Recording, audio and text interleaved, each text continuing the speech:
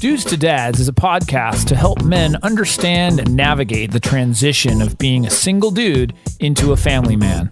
How do we make sense of it all? Well, we probably won't be able to, but let's go ahead and have some fun trying.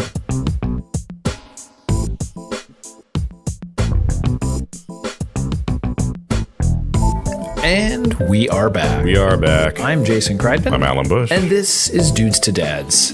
And it is episode 134. 134. Alan, how are you this week? Good. Yeah, things are good. It's been a busy week. Weekend was pretty relaxing. I was pretty excited about the fact that Relaxing I didn't do weekends anything. are good. Well, you don't have kids. I don't have kids. So that is all this free time and disposable income. right there. The percentage of relaxation goes up tremendously Right. in comparison. That's true. Now, you don't get the warm fuzzies that I and know. the wonderfulness of a child, I'm but you missing do that. get relaxation. I which do isn't get bad. relaxation, yeah. So then sometimes it's either it or. vacillates. Yeah. I'm pretty sure. Interesting show for us today. And for those listening, not just us, I mean, Right. we're talking in a vacuum.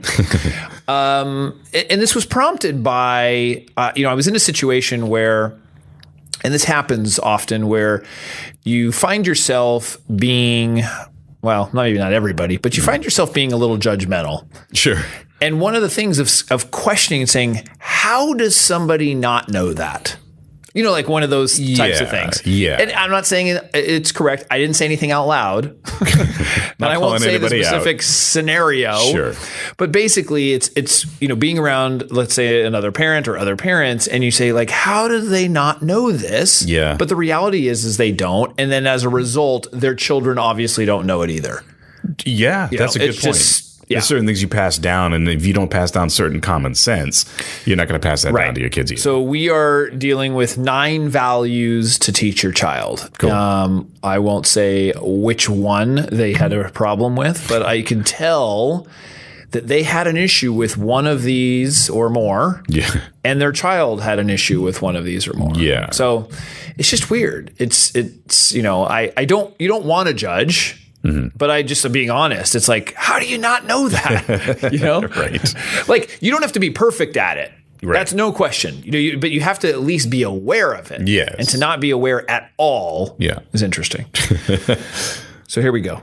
Number 1, and these are in no particular order. Sure. These are just things that I thought that it's good for us as dads to always be working on. Mm-hmm. Maybe that's the best way of saying it. None of us are ever going to be good at all of these, but they're things that we strive for and things that they're values that I think are important and that we want to teach our child. And I don't think anyone will argue with this. Right. It's a question. And here's the reality too, is these are very sort of like, of course, they're like, Well, but that, again, this not all sense is common. yeah. Right. No, I mean, when you hear it, you're like, yeah, of course. Why wouldn't you be that way? But we all, we forget. And for sure, I mean, I'm guilty of forgetting on a lot of these occasions. But you hope that we at least possess some of it. Sure. So here's the first one: respect. Okay. And I think that goes to respect for other people, yourself. Yep. And then also maybe the things around you. How would you define respect? Like just polite? Yeah, well, that's a different one. I think respect to me is like being mindful of the situation. I don't know. That's another word that, like, okay, well, what does mindful mean? No, but I get it. I mean, that's Yeah, being kind of the synonym that mindful. you're- When I think of respect, I don't immediately think of myself. I think of other people, Yes. respect for other people rather Sure. than respect for myself. But I think of being mindful or cautious or aware of other people and the surroundings to be considerate of others. I'll give you an example, and maybe this kind of falls in line, but I remember I was walking towards the beach area where I live, going to somewhere, I don't remember where it was, and there was a family with 2 kids, and the little girl was walking towards me, didn't bother to like even try to move out of the way. She was trying to punk me almost. And I'm like, if I just stood there, you'd be knocked down. Not even just like I'd nudge you a bit. I would knock you down literally because of the sheer mass of my movement.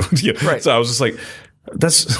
And the parents didn't do anything. They didn't, watch it. Don't do that. They didn't say anything. And I'm like, that's rude. Right.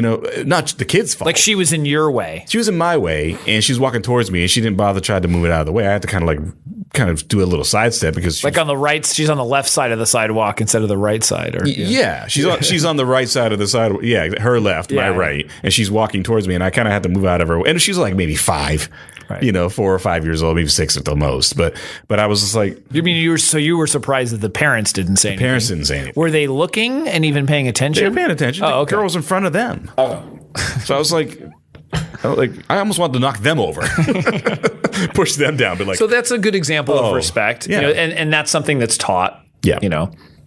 But I think, having being mindful of the things around you and considerate of others, that's kind of how I would define it. So I think that's an important one. Number 2, honesty. Telling the truth, it's important. And sometimes it's really hard. And I think, teaching children that the truth is sometimes much more difficult than lying. And giving, positive reinforcement for telling the truth. I mean, we've always had something, although we try not to do punishment, we've always tried to say, especially when they were, more little, like if you tell the truth, you're not getting in trouble. Right. Which we don't get really in trouble anyways. But the idea that like, you shouldn't feel hampered to tell the truth because of the consequence. Right. You want the truth to come out. And I think it's funny. This comes out, I think, a lot in relationships where people are conditioned to lie to their spouse because of their spouse's reaction to things. Right. Like if you were to go out on the town and, I don't know, you did something and you knew that your girlfriend or wife didn't like it, and then you come home, the reason you're not going to tell them is because they don't like it. Yeah. Well, and then it also depends on the person. So like you said, there are people that overreact to things. Totally. So you don't tell them anything versus somebody that may be peaceful about a lot of that stuff. You may be more apt to tell them. And that goes back to actually earlier episodes that we talked about this, where you mentioned that in your childhood, that your mom made it clear that you're not going to get in trouble, and like you lit the fire. What was that? Yeah. Let's not go back there. You're a pyromaniac or Let's something. talk about you. Right.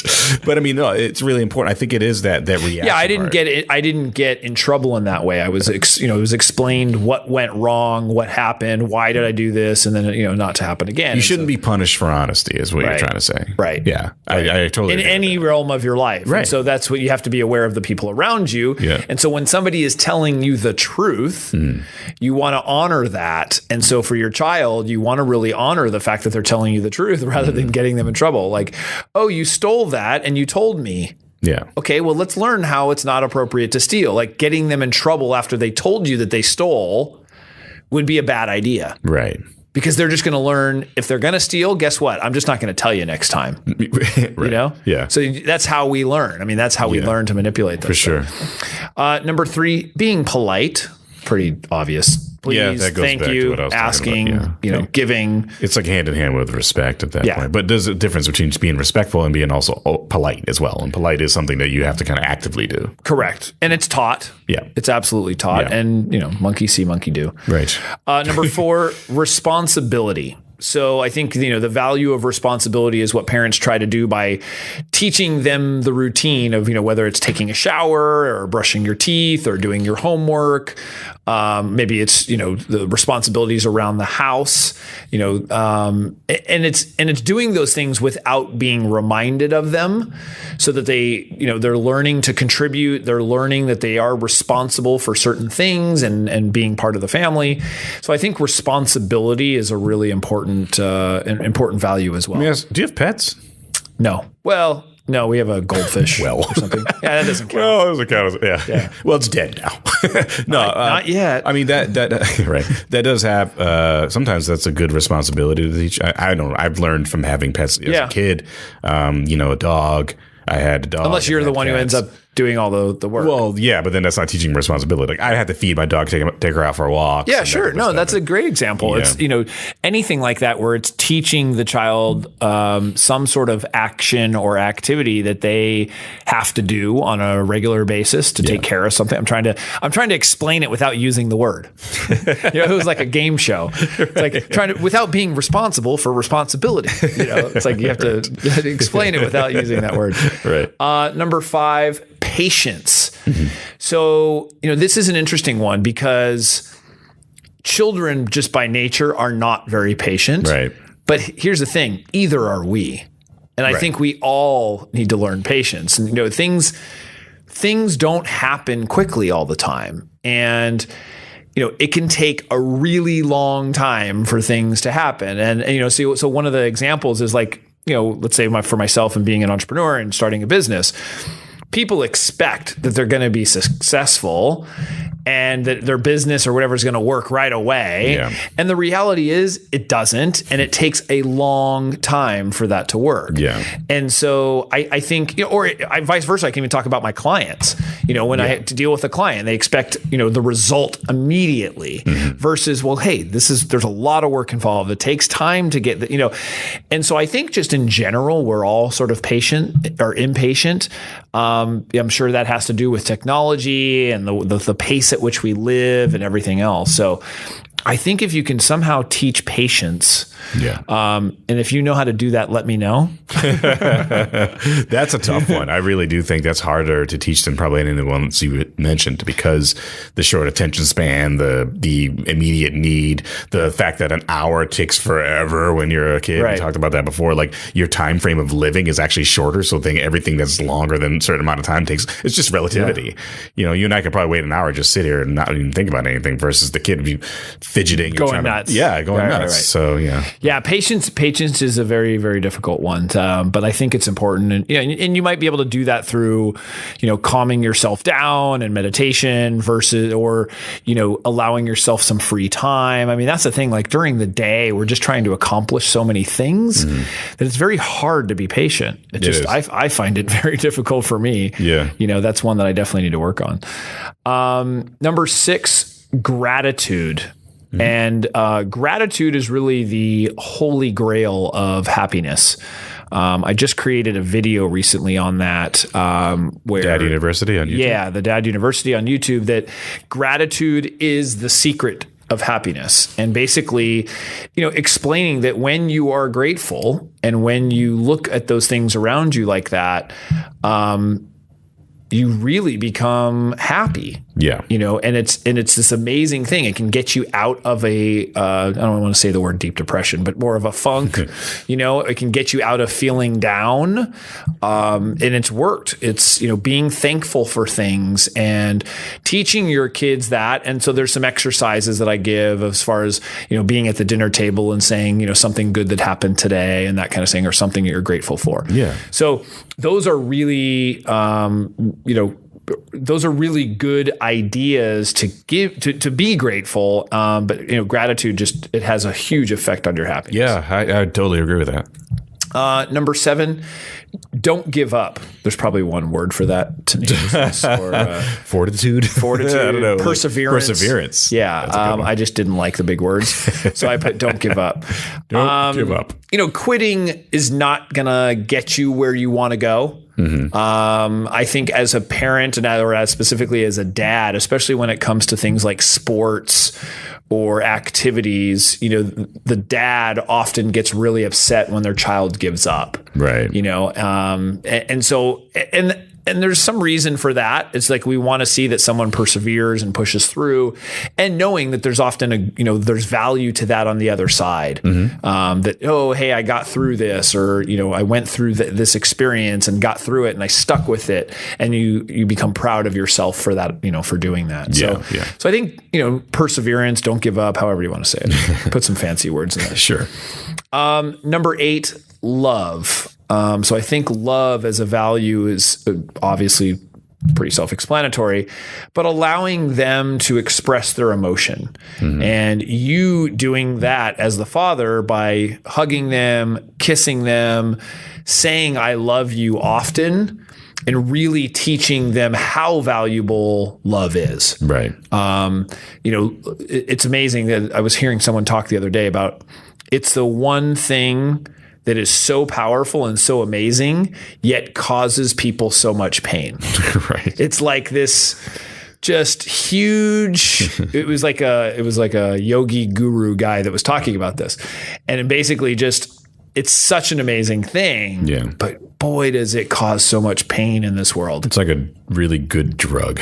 If you get taken away from you, you get in a lot of pain. And I agree with that. You know, I think that to be honest with you, I think it's more about what your expectations of love are that does cause the pain. Because I do believe that if you really truly believe it and understand what love is, then it doesn't cause pain. Yeah, it doesn't even cause. Yeah, good point. It doesn't even cause pain. I think it's your expectations of what it should be. Right. Become that. So, but that you can't teach a kid that. Yeah, you know, and giving kids affection causes more affection. So in other words, when you say I love you, they're going to say it more back. When you are giving them more hugs, they're going to give you more hugs back. It happens, and I know firsthand that's how it is. So when you and so withholding that in any way, or it's just not, it's not good.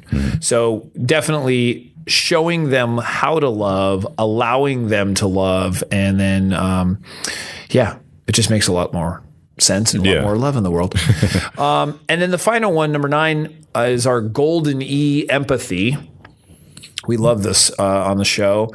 And empathy is a value that to me has provided probably the most powerful transformation in my parenting. I have to say that if I can pinpoint like the one most powerful thing that has affected me positively in my whole entire parenting experience, it is learning empathy. And that is putting myself in my child's shoes, even though they can't find them, but putting myself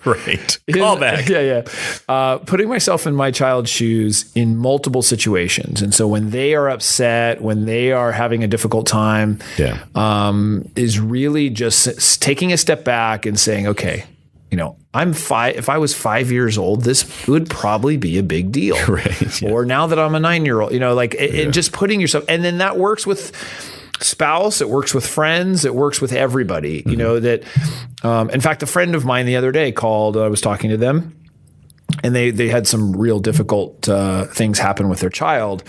And I basically just said, you know, I'm so sorry, that must be difficult. And that was it. And you could just see or hear on the other side, like, hey, thanks for listening. You know, like I wasn't offering suggestions. I wasn't trying to solve the problem. I was just listening. That's it. Just being there. Yeah. And I think that's something that I have learned, because as a guy, we often try to solve the problem. We don't need to solve the problem. And guys, listen, that's especially important for your spouse or, you know, your wife or girlfriend, whoever. Don't try to solve their problems unless you're asked. You just need to listen, and listening and providing that feedback of just saying, oh yeah, no, I understand that what you're going through is a big deal. You know, so that's the 9 values to teach your child. And you think, like you said, they're obvious, quote unquote, but they're not so obvious. No, but they're not things that we do all the time. Exactly. And how do you exercise them, you know? So that's the thing. And so if somebody has their own value they want to add, or they want some feedback, Alan, what should they do? Email us, podcast@dudesthedads.com, or hit us up on social media, on Twitter @dudesthedads, Facebook dudesthedads.com. Go to YouTube and Dad University, Dudes the Dads, also both will be there. You can subscribe to those channels, get some great tidbits from Jason and also the Dudes and Dads podcast. And then also, please go to Stitcher and iTunes and leave some awesome reviews and subscribe. That would help out perpetuate the show and show that you love us. We love that. We do love that. And we empathize with you. And all the 9 values come out. For how long that it takes to do that? All 10 seconds. Exactly. So with that, Alan, thank you. Thank you. And we will see you next time. See you next time.